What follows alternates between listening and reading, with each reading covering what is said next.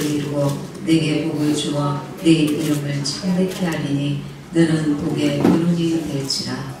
아멘. 할례의 참 뜻을 이제 아브라함을 통해서 말씀을 전하도록 하겠습니다. 지금 여러분도 잘 알다시피 미국 정상회담이 결렬되고 북한이 경제적으로 굉장히 이렇게 10년 만에 어려움을 겪고 있습니다. 지금 김정은이는 굉장히 이렇게 오도 가도 못하는 신세가 되어서 굉장히 그 어려움을 겪고 북한은 지금 굉장한 어려움을 겪고 있습니다. 제 보수 뉴스에 보면 어떤 형태로든 붕괴의 위험이 있다. 붕괴의 위험. 그것이 이제 미국에서 북폭을 하든지 아니면 이제 내부에서 어떤 반란이나 테러나 뭐 이런 여러 가지 일이 발생하든지 굉장히 이렇게 어려움을 겪고 있기 때문에 핵을 포기할 수 없기 때문에 지금 미국에 그 손을 들어줄 수가 없고 항복할 수가 없기 때문에 지금 굉장한 지금 위기 가운데 있기 때문에 지금은 저와 여러분이 지금까지 기도했던 것보다 자신을 위해서, 가족을 위해서, 나라를 위해서 더 기도하셔야 되는 때입니다. 더 기도하셔야 되는 때입니다. 왜 그러냐면 지금까지는 평화무드였습니다. 평화무드. 근데 지금은 이제 진짜 막다른 공부에 와 있습니다. 북한이. 그래서 기도 안 하시는 분도 지금 기도하셔야 됩니다. 어떤 문제가 발생할 수 있기 때문에 지금 북한에 어떤 지금 미국에서는 지금 북한을 계속 그 감시를 하고 있고 한국으로 지금 무기가 대이동을 하고 있는 그런 상황입니다. 북한이 지금 아주 지금 위험한 가운데 있기 때문에 지금까지 기도하던 것 말고 어떤 그 코앞에 문제가 발생할 수 있는 그런 기도에 서 있습니다. 그래서 지금 기도하셔야 됩니다. 지금 여러분은 나라를 위해서도 기도하시고 우리 개개인을 위해서도 기도하셔야 됩니다. 오늘은 아브라함에 대해서 말씀을 좀 전하기를 원합니다. 여러분도 아브라함을 너무나 잘 알고 계실 겁니다. 이제 아브라함은 하나님께서 택하신 복의 근원입니다. 믿음의 조상입니다. 이 믿음의 조상 아브라함이 어떤 그 과정을 통해서 하나님 앞에 인정받는 온전한 믿음의 사람으로 나아가는가. 이것은 이 마지막 때를 살아가는 우리에게 어떤 하나님의 인도함을 우리가 받아야 되고 하나님 앞에 우리는 어떤 모습으로 서야 되는가를 깊이 생각해 볼 수 있는 그러한 말씀입니다. 12장 1절에 제가 한 번 더 읽겠습니다. 여호와께서 아브라함에게 이르시되 너는 너의 본토 친척 아비집을 떠나 내가 네게 지시할 땅으로 가라. 당시에 본토 친척 아비집은 시족 사회였습니다. 그래서 이 자기 부족을 떠나는 것은 생명에 큰 위협을 당할 수 있는 그런 시대였습니다. 그것을 위협을 무릅쓰고 하나님의 말씀에 이 아브라함은 이제 순종하여 떠납니다. 순종하여 떠났는데 히브리서 11장 8절에 믿음으로 아브라함은 부르심을 받았을 때에 순종하여 장래 기업으로 받을 땅에 나가세 갈 바를 알지 못하고 나갔으며 갈 바를 알지 못했습니다. 하나님께서 어디로 나를 인도하실 것인가. 당시에 아브라함의 아버지가 우상을 만드는 직업을 하고 있었습니다. 그 모든 가족, 친척, 아비집을 다 떠나서 이제 갈 바를 알지 못하고 떠납니다. 하나님께서 그에게 그런 믿음을 주셨고 그는 하나님 앞에 순종하였습니다. 자기 생명의 위협을 느끼면서도 어디를 갈지를 알지 못하면서도 떠난 것입니다. 근데 여기서 아브라함은 명확했지만 하나님은 어디로 인도하실 것을 분명하게 계획을 가지시고 뜻을 가지시고 그의 발걸음을 인도하셨다는 것입니다. 우리 눈에는 안 보이지만 하나님께서는 이 마지막 때를 살아가는 그 믿음의 사람, 특별히 주의 신부가 되고자 하는 자들에게 아주 세밀하게 인도하고 계시는 것입니다. 그리고 간섭하시는 것입니다. 그리고 1대1로 막연하게가 아니라 그 신앙의 여정을 간섭하시고 그를 변화시키시고 성장시키시고 주님의 나라에 합당한 자로 키워 가시는 것입니다. 마치 부모가 사랑하는 자식을 가르치고 직접 인도하듯이. 그래서 하나님을 바라보면서 아브라함은 떠나가게 되는 것입니다. 이 본토 친척 아비집을 떠나는 것은 자기가 사람이 의지할 수 있는 모든 것들을 다 내려놓는다는 겁니다. 오직 하나님만 바라본다는 것입니다. 믿음의 사람은 이러해야 된다는 것을 본보기로 지금 말씀하고 계십니다. 특별히 이 마지막 때에 우리는 하나님을 그 어느 때보다도 하나님을 바라보고 하나님을 의지하고 그 전심으로 그분을 찾고 구하여야 할 때입니다. 그런데 아브라함이 이제 순종하여 나아갔지만 어떤 문제들을 가지고 있었습니까? 본토 친척 아비집을 다 떠나라 했는데 롯을 데리고 갑니다. 롯은 조카였습니다. 그런데 나중에 이 롯의 아내가 소금 기둥이 됩니다. 소돔 땅에서 나오다가 이 사람을 의지하는 조카지만 그래도 이 피부치를 의지하는 조카를 데리고 가서 결과는 이 불행하게 그 아내가 롯의 아내가 소금 기둥이 됩니다. 그리고 또 애굽에 내려갈 때에 아내를 누이라고 속입니다. 그 왕 앞에서 기근이 들어가지고 애굽으로 내려가게 되는데 자기 아내를 누이라고 속입니다. 이것은 아직도 세상 방법을 의지한다는 겁니다. 자기 그 육신의 그 지혜를 세상의 방법을 의지한다는 겁니다. 그리고 하나님께서 이삭을 약속의 자녀를 주시겠다고 약속하셨는데 기다리지 못했습니다. 그래서 그 아내 사라의 말을 듣고 하갈을 통해서 이스마엘을 낳습니다. 이스마엘은 그 역사적으로 오랫동안 지금까지도 중동의 그 분쟁의 원인이 되고 있습니다. 그 이스마엘의 후손들이 계속 이스라엘과 분쟁을 일으키고 있는 것입니다.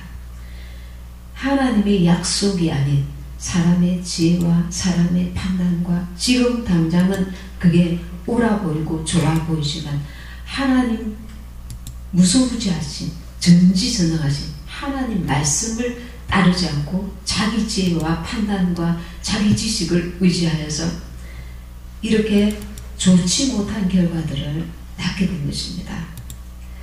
창세기 16절에 하갈이 아브라함에게 이스마엘을 낳을 때에 아브라함이 86세이었더라.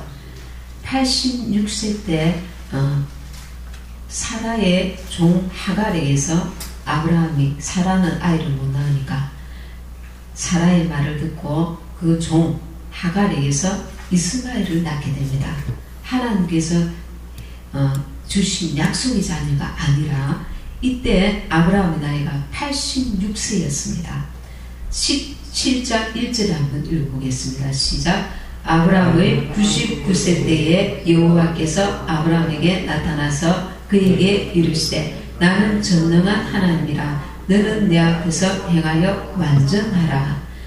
86세 때 이스마엘을 낳고 나서 아브라함은 99세 때까지 13년 동안 하나님께서 그에게 침묵하십니다. 하나님의 약속을 기다리지 않고 사람의 그 생각으로 그 이스마엘을 낳고 난 이후에 하나님께서 아브라함에게 나타나지 않고 13년 동안이나 침묵하시는 것입니다. 86세에서 99세 될 때까지 13년 동안 침묵하시고 이제 약속의 자녀 이삭을 주시려고 이제 하시는 것입니다. 그리고 하시는 말씀이 나타나서 13년 만에 나타나서 하신 말씀이 17장 1절에 나는 전능한 하나님이라 너는 내 앞에서 행하여 완전하라. 너는 너의 지혜, 너의 판단, 너의 생각을 쫓지 말고 너 육신대로 행하지 말고 나의 말씀에 순종하고 그리고 그 말씀을 붙들으라는 것입니다. 그 말씀 앞에 순종하라는 것입니다. 13년 동안이나 하나님께서 침묵하시고 나타나서 하시는 말씀이 너는 내 앞에서 완전하라. 완전하라. 네 지혜, 네 육신의 판단, 네 생각 내려놓아라. 이 말씀을 받을 자는 받으시기 바랍니다. 너는 내 앞에서 완전하라. 이 완전하라는 것은 사람이 보기에 완전함이 아닙니다. 하나님 뜻대로 나아가는 것이 완전한 것입니다. 하나님 앞에서 인정을 받으라는 것입니다. 그리고 하나님께서 또 하시는 말씀이 있습니다. 17장 5절에 보면 이제후로는 내 이름을 아브라함이라 하지 아니하고 아브라함이라 하리니 이는 내가 너로 열국의 아비가 되게 함이니라. 열국의 아비가 될 필요 충분 조건을 갖추었기 때문에 내가 이제 너의 이름을 아브라함이라고 바꾸어 준다가 아니라 내가 너를 그렇게 이끌어서 그리 고개 근원으로 이끌어 주겠다는 것입니다. 만들겠다는 것입니다. 이때 무엇이 필요합니까? 하나님이 나를 쓰시고자 하나님이 나에게 그 축복을 주시고자 하실 때에 내가 해야 될 일은 그것을 순종하는 것입니다. 순종하지 아니하였을 때는 하나님께서 택하였을지라도 어떻게 됩니까? 가룟 유다는 예수님을 배반하는 자가 되어버리는 것입니다. 이 우리에게 주신 자유의지가 로봇가 아니라 내 의지를 드리는 것, 하나님이 나를 택하였을지라도 내 의지를 드려서 그분께 순종해 나가는 것, 이것이 우리에게 하나님과 우리에게 이게 함께 가는 것입니다. 하나님과 함께 동력하게 되는 것입니다. 그리고 10절에 하나님께서는 열국의 아비가 되게 해주겠다고 말씀하십니다. 9절에 보면 17장 9절 10절 읽겠습니다. 시작. 하나님이 또 아브라함에게 이르시되 그런즉 너는 내 언약을 지키고 내 후손도 대대로 지키라. 너희 중 남자는 다 할례를 받으라. 이것이 나와 너희와 너희 후손 사이에 지킬 내 언약이니라.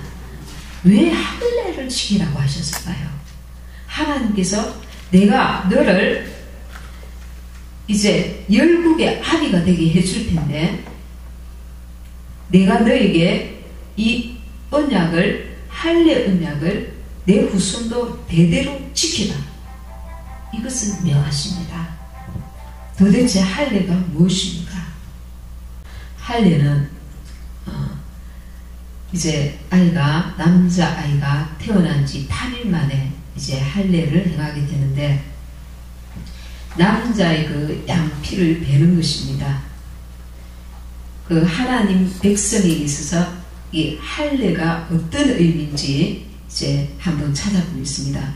골로새서 2장 11절 골로새서 2장 11절 12절 또 그 안에서 너희가 손으로 하지 아니한 할례를 받았으니 곧 육적 몸을 벗는 것이요 그리스도의 할례니라. 너희가 세례로 그리스도와 함께 장사한 바 되고 또 죽은 자들 가운데서 그를 일으키신 하나님의 역사를 믿음으로 말미암아 그 안에서 함께 일으키심을 받았느니라. 아멘. 골로새서 2장 11절 12절 말씀입니다. 이 구약의 할례는 신약에서 세례로 바뀌었습니다. 곧 침례입니다. 그러니 할례가 얼마나 중요하다는 것을 여러분 아셔야 됩니다. 할례가 무엇이냐 하면은 골로새서 지금 2장 11절에 또 그 안에서 너희가 손으로 하지 아니한 할례를 받았으니 곧 육적 몸을 벗는 것이요. 하갈에게서 이스마엘을 낳은 뒤에 하나님이 나타나셔서 너와 나 사이에 너희 후손 대대로 할례 언약을 지키라고 하십니다. 이 할례가 무엇입니까? 육적 몸을 벗는 것입니다. 신약에 와서는 이 할례는 즉 세례를 받은 자는 예수와 함께 그 육적 몸을 벗는 곧 예수와 함께 죽고 예수와 함께 사는 것입니다. 육신의 소욕을 이제 버리고 성령을 소욕을 쫓아 사는 것을 할례라고 하는 것입니다. 하나님께서 이 할례를 얼마나 중요하게 여기셨는지 이 할례 받지 아니한 자는 그 백성에게서 내치라고 하십니다. 아까 창세기 17장 14절 할례를 받지 아니한 남자 곧 그 양피를 베지 아니한 자는 백성 중에서 끊어지리니 그가 내 언약을 배반하였음이니라. 하나님의 약속을 받은 자, 하나님의 주님의 나라에 갈 자, 이 할례 언약을 지켜야 된다는 것입니다. 신약에 와서 육적 몸을 벗어 예수와 함께 죽고 예수와 함께 다시 살리심을 받아야 된다는 것입니다. 골로새서 3장 1절에서 5절에 너희가 그리스도와 함께 다시 살리심을 받았으면 땅에 있는 지체를 죽이라 말씀하고 계십니다. 하갈을 통해서 이스마엘을 낳은 아브라함에게 나타나셔서 육적 몸을 벗는 육신의 몸을 벗는 이제 할례 언약을 하나님께서 명하시는 것입니다. 이것은 대대로 지킬 언약이라. 신약에 와서 바로 세례 곧 침례인 것입니다. 우리가 주님의 나라에 갈 자가이면 주님이 부르셨으면 이 명령에 우리는 순종해야 합니다. 어떤 명령? 육신으로 살면 반드시 죽을 것이다. 내가 회개하고 그런 게 아니라 나는 예수와 함께 죽어야 되는 것입니다. 예수와 함께 죽지 않고 부활을 우리는 바라볼 수 없습니다. 성경에서는 분명하게 예수와 함께 나는 죽고 예수와 함께 다시 살아야 된다고 합니다. 무슨 말씀입니까? 육신대로 살지 아니하고 성령의 인도함을 받는 성령으로 살아야 하는 것입니다. 이제 땅에 있는 지체를 죽여야 하는 것입니다. 하늘의 밀알이 땅에 떨어져 죽지 아니하면 하늘 그대로 있고 죽으면 많은 열매를 맺느니라. 이 하늘의 밀알이 한 사람에게는 육신입니다.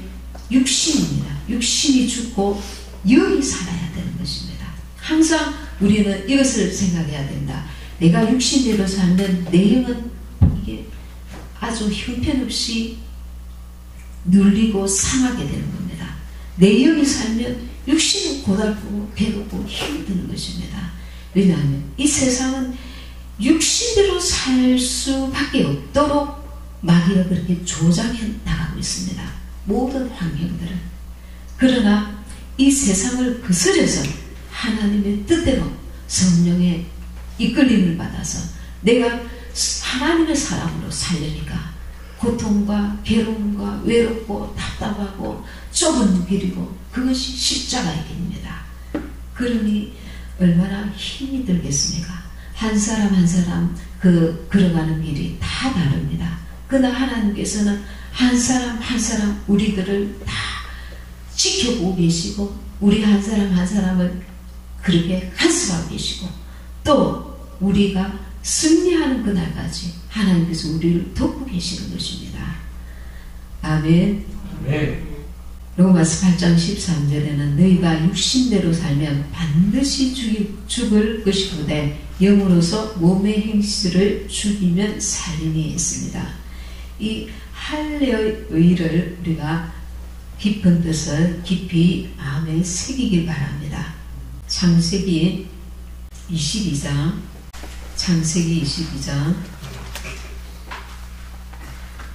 1절 그 일 후에 하나님이 아브라함을 시험하시려고 그를 부르시되 아브라함아 하시니 그가 가로되 내가 여기 있나이다. 하나님께서 아브라함이 이제 롯을 데리고 가고 애굽에 내려가서 아내를 누이로 거짓말도 하고 또 끝까지 견디지 못해서 하갈을 통해서 이스마엘을 낳기도 하고 이런 시행착오와 실패를 거듭합니다. 그러나 하나님은 끝까지 그를 붙드십니다. 그리고 이런 과정 속에서 하나님은 그의 믿음을 성숙시키시고 성장시키십니다. 하나님께서 우리에게 요구하시는 것은 결국은 이 온전한 믿음이 살아가는 것입니다. 내가 많은 일을 해라. 높은 지위에 올라라.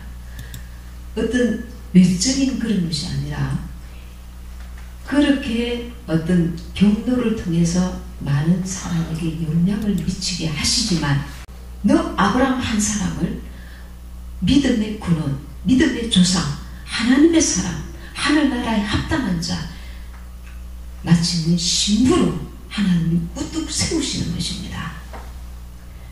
우리가 이 영적인 하나님께서 나를 인도하시는 그 뜻, 그 목적지, 그 길을 바라볼 줄 알아야 됩니다. 지금 내가 지금 보이는 이 육신의 것들에 생각과 마음이 닫혀버리면 어떤 데는 하나님을 이해할 수가 없어요. 예를 들어서 욥이 하나님을 이해할 수 있었겠습니까?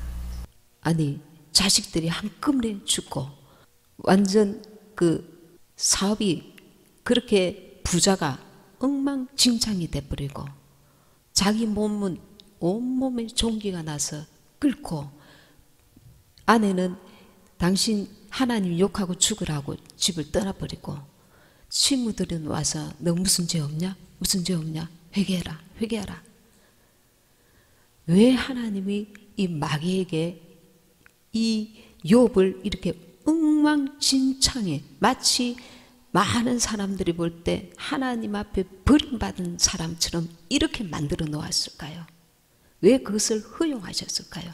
하나님이 직접 하시지 않았지만 마귀를 통해서 그렇게 정말 너무나 그 저주를 받은 그런 인생으로 전락하게 하나님 앞에서 의인이었는데 당대에 그렇게까지 하나님께서 그를 몰아가셨을까요? 하나님은 욥을 만드신 것입니다. 자기 의를 내세우지 않고 나는 이렇게 선하고 나는 이렇게 하나님 앞에 진실한 자고 거룩한 자가 아니라 이 모든 것도 하나님의 은혜인 것. 그분을 이제 내가 이렇게 제사를 지내지 않으면 우리 자녀들에게 무슨 위험이 있을까? 이런 관계가 아니라 이제 눈으로 직접 그분을 뵙는 그분과 나와의 그 1대1의 관계가 완전 밀착 관계까지 되는 욥이 이제 내가 이제는 눈으로 하나님을 배웠습니다. 그 엄청난 고난의 그 나락에까지 떨어지면서 하나님의 하나님 되심을 깨닫고 만나고 자기는 이 인생이라는 것은 하나님 앞에 먼지만도 못한 존재, 내가 그렇게 하나님 앞에 의로운 자일 것이라고 스스로 의를 내세웠던 것까지 다 하나님 앞에서 아무것도 아닌 것을 자기 존재를 깨닫고 하나님의 하나님 되심을 깨닫는 것입니다. 이 한 사람의 믿음의 사람을 세우시기 위해서 그에게는 도저히 인간으로서는 이해할 수 없는 처참한 지경에까지 내려가게 만드시는 것입니다. 하나님께서 지금 나에게 보이는 이것을 주시려고 하시는 것이 아닙니다. 이것을 만지게 하시고 세우시고 얻게 하시고 누리게 하시려고 하시는 것이 아닙니다. 하나님은 나를 하나님의 사람으로 만들어 가고 계시는 것입니다. 지금 보이는 그것에 마음을 뺏겨서 육신대로 살고 판단하고 거기에 마귀가 쳐놓은 건물에 미끼에 덫에 걸려들면 육신대로 살면 반드시 죽을 것이로되 하나님과 나와의 관계는 어쩌면 벌거벗은 구원은 받을 수 있지만 너는 나의 사람, 나의 신부, 내가 너를 사랑하노라, 그런 깊은 관계는 맺을 수 없는, 일만 하고 하나님 앞에 관계는 온전히 회복되지 않고 그런 끝이 올 수 있다는 것입니다. 우리 모두가 하나님과 나와의 관계를 가장 소중하게 여길 줄 알아야 됩니다. 왜냐하면 그게 가장 중요하니까. 이 아브라함이 이제 22장 1절에서 하나님이 아브라함을 시험하시려고, 하나님께서 우리 인생의 신앙생활 곳곳에다가 우리를 테스트해 보십니다. 내 믿음이 성장한 만큼 계속 하나님께서 나를 훈련시키시고 다듬으시고 때로는 매도드시고 그렇게 때로는 격려하시고 위로하시고 그렇게 나를 빚어가시는 것입니다. 그 손에 나를 맡겨야 합니다. 그 손에 내가 생각하는 내 판단과 내 의지와 내가 가지고 있는 생각을 주님 앞에 내려놓고, 왜냐하면 그분은 완전하시기 때문에 나를 통해서 하시고자 하시는 그분의 그 계획은 참으로 내가 생각하는 상상하는 그보다 너무 크고 높은, 나를 참으로 사랑하시는 진실한, 참으로 진정으로 내 영혼에 유익한 길이기 때문에 내가 생각할 때 이 길이 나에게 정말 괜찮은 길이야 이렇게가 아니라 나를 그분께 맡길 때에 그분께서 나를 통해서 하시고자 하시는 일은 내가 가히 상상할 수 없는 일이면, 왜냐하면 하나님의 생각을 우리가 어찌 다 헤아릴 수 있냔 말입니다. 22장 9절에 하나님이 그에게 지시하신 곳에 이른지라 이에 아브라함이 그곳에 단을 쌓고 나무를 벌려놓고 그 아들 이삭을 결박하여 단 나무 위에 놓고 손을 내밀어 칼을 잡고 그 아들을 잡으려 하더니, 이제 아브라함은 그 아들 이삭을 바치라는 하나님의 그 말씀 앞에 순종할 수 있는 믿음에까지 이르렀습니다. 전에는 사람을 의지하고 자기 방법을 의지하고 그랬는데 그 모든 인생의 여정 가운데 하나님이 신실하심, 전능하심, 그리고 그분의 완전하심, 그분이 나를 참으로 생명의 길로 인도하시는 것을 이제 의심할 수 없는 그런 관계로 하나님 앞에 섰단 말입니다. 믿음의 사람으로. 그래서 이제는 자기 자식을 하나님 앞에 바쳐라는 그 명령 앞에까지 순종할 수 있는 단계까지 오른 것입니다. 12절에 사자가 가라사대 때 그 아이에게 내 손을 대지 말라, 아무 일도 그에게 하지 말라, 너가 내 아들 내 독자라도 내게 아끼지 아니하였으니 내가 이제야 너가 하나님을 경외하는 줄을 아노라. 우리에게 자유의지가 있기 때문에 하나님께서 우리가 얼마나 신앙생활을 하다가도 변덕이 많은지 하나님도 도대체 알 수 없을 정도로 우리가 하나님께 결심하였다가 돌았으면 변덕하고, 왜? 원수가 주는 덫에 우리가 자주 넘어지고 또 약하여지고 그렇단 말입니다.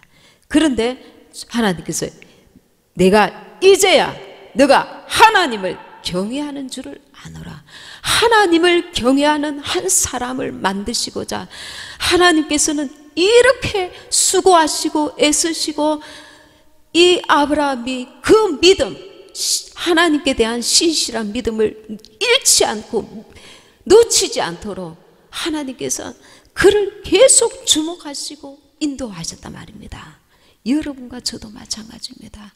하나님이 보시기에 흠모할 만한 거리가 있어서 나를 사랑하시는 게 아닙니다. 그분이 내가 아직 죄인 되었을 때에 나를 부르시고 나를 사랑하여 주신 것입니다. 그래서 여기까지 그 만민 가운데, 이 세계에 많고 많은 그 사람들 가운데 우주 만물을 창조하신 창조주 하나님께서 나를 부르셔서 하나님의 자녀 삼으시고 예배자로 삼으시고 지금도 여전히 우리 한 사람 한 사람에게 그분의 방법으로 우리를 간섭하시고 너가 참으로 나를 경외하는 줄을 이제 알았다. 하나님을 참으로 경외하는 그 상태까지 우리를 이끌고 계시는 것입니다. 그러나 인간의 편에서는 이것은 주님 너무 더디네요. 너무 내가 주님 이런 방법 괜찮은데 왜 하나님은 침묵하십니까? 왜 이쪽으로 왜 안 인도하십니까? 계속 우리는 할 말이 많단 말입니다. 할 말이 많아요. 육적 몸을 벗고 그분께 딱 붙어가 있으면 그분이 무엇을 기뻐하시는지, 나를 어떻게 인도하실 것인지, 그분이 기뻐하시고 온전하신 뜻을 내가 깨달아 알 텐데 저만 지서 아, 하나님 그거 아닌 것 같아요. 이쪽으로 갈래요. 저쪽으로 갈래요. 하나님께 전심으로 하나님을 의뢰하지 않고 그분을 전심으로 믿고 따르고 순종하지 않고 신뢰하지 아니함으로 내가 아직도 여전히 나를 믿고 있단 말입니다. 내 방법을 믿고 세상 방법을 믿고 나를 의지하고 하나님을 전폭적으로 의지하는 게 아니고 나를 의지하기 때문에 하나님보다 내가 더 내 생각이 앞서기 때문에 하나님 이거는 자꾸 실랑이를 벌입니다. 아니요, 하나님 이것 주세요. 이쪽으로 인도해 주세요. 저 방법이 좋을 것 같아요. 하나님과 줄달리기를 계속 하고 있습니다. 여러분은 지금 이 말씀을 듣고 싶으십니까? 창세기 22장 12절에 내가 이제야 너가 하나님을 경외하는 줄을 아노라. 하나님께서 이 한마디를 저와 여러분에게 하고 싶으신 것입니다. 우리 평생에 주의 길을 건너라 하면서 짧은 기간에 이 음성을 듣는 자가 있고 지루한 여름 그 장맛비처럼 엿가락처럼 쭉 늘어져서 드디게 자기도 실컷 고생하고 하나님도 실컷 고생하게 만드시고 오다가 넘어지고 깨어지고 너무 드디게 주의 길로 가는 자가 있고 단번에 영적 지각이 있어서 영적 분별력이 있어서 영적인 지혜가 있어서 그 말씀 앞에 순종하여서 빠른 시간에 하나님께서 내가 이제야 너가 하나님을 경외하는 줄을 아노라 이 음성을 듣는 이들이 있단 말입니다. 그것은 우리에게 속한 것입니다. 그 시간과 그 어떤 때는 내 자유의지, 내 의지에 내가 얼마만큼 그분을 신뢰하고 그분을 빨리 순종하여서 경외하는 삶을 사느냐 나에게 이제 달린 것입니다. 요한일서 1장 15절에 이 세상이나 세상에 있는 것들을 사랑치 말라. 누구든지 세상을 사랑하면 아버지의 사랑이 그 속에 있지 아니하니. 히브리서 10장 35절 그러므로 너희 담대함을 버리지 말라. 이것이 큰 상을 얻느니라. 우리가 믿음에 섰을 때에 이 담대함을 버리지 말라는 것입니다. 내가 하나님의 길을 가고 있는데 세상 사람들은 나를 인정해 주지 않아요. 내가 볼 때도 정말 이것이 마땅한 길인가 의심할 수 있습니다. 육신으로 볼 때는. 그러나 하나님이 나를 인정하시는 길이라고 말씀으로 성령께서 또 감동 주시고 깨닫게 하시는 하나님께서 인도하시는 길이라는 것을 확증받았을 때는 이 담대함을 버리지 말라는 것입니다. 하나님이 주시는 생명의 길이니까. 이것이 큰 상을 얻느니라. 히브리서 11장 38절. 나의 의인은 믿음으로 말미암아 살리라. 또한 뒤로 물러가면 내 마음이 그를 기뻐하지 아니하리라 하셨느니라. 믿음의 길에서 뒤로 물러가지 말라는 것입니다. 이 믿음으로 산다는 것, 그분께 주파수를 맞추고 순종하여 나아가는 것입니다. 우리도 아브라함과 같이 신앙의 긴 여정을 지금 가고 있습니다. 하나님께서 마침내 저와 여러분에게 내가 이제야 너가 하나님을 경외하는 줄을 아노라, 이 말씀을 하실 수 있도록 우리가 겸비하여서 하나님의 음성에 귀를 기울이고 내 육신의 소욕을 내려놓고 예수와 함께 사는 것입니다. 예수와 함께, 내 혼자 사는 것이 아니라 예수와 함께 사는 것입니다. 내 삶의 주님과 동행하는 것입니다. 주님의 간섭과 인도를 받는 것입니다. 그분을 신뢰하고 나아가는 것입니다. 그분과 함께 나아가는 것입니다. 그리하여서 하나님의 기뻐하시는, 인정함을 받는 저와 여러분이 되시길 바랍니다. 아멘. 받은 말씀 생각하시면서 같이 기도하시겠습니다.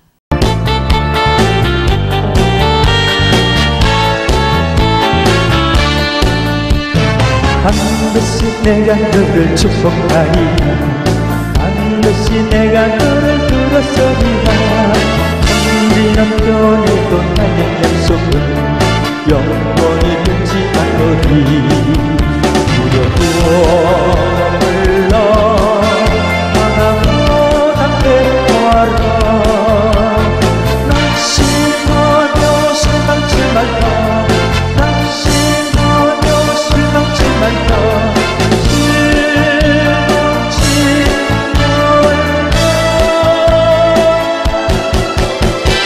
내 속은 이로 날 속히 보이니 내게 영광 걸리니. 영광의 그날이 속히 보이니 내게 찬양하려라. 반드시 내가 너를 축복하리라. 반드시 내가 너를 들었으리라. 세상의 소망이 사라졌어도 온전히 나를 믿어라.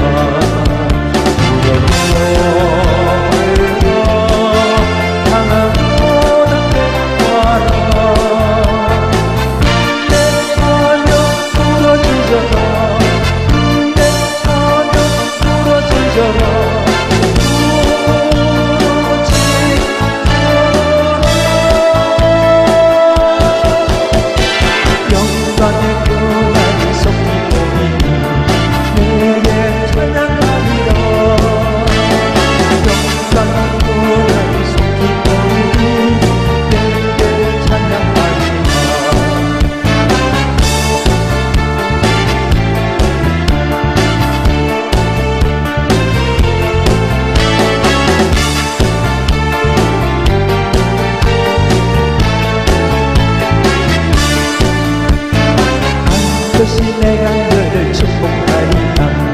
반드시 내가 너를 들었으리라. 세상의 소망이 사라졌어도 온전히 나를 믿어라.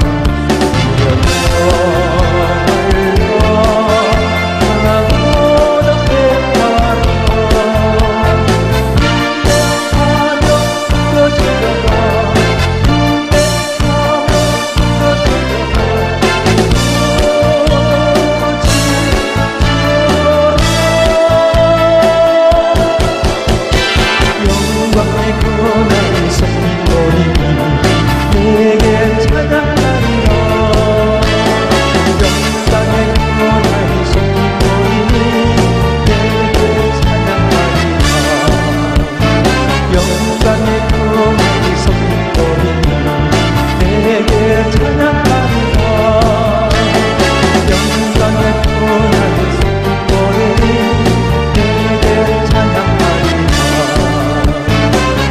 순간에 떠나는 속